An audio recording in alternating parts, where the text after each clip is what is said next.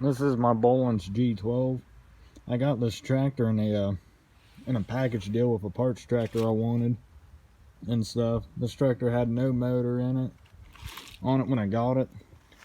I found a old Lamborghini diesel single cylinder. I don't know what size it is, and I picked it up and swapped it on there, and it's been pretty good so far. Torque monster, that's for sure.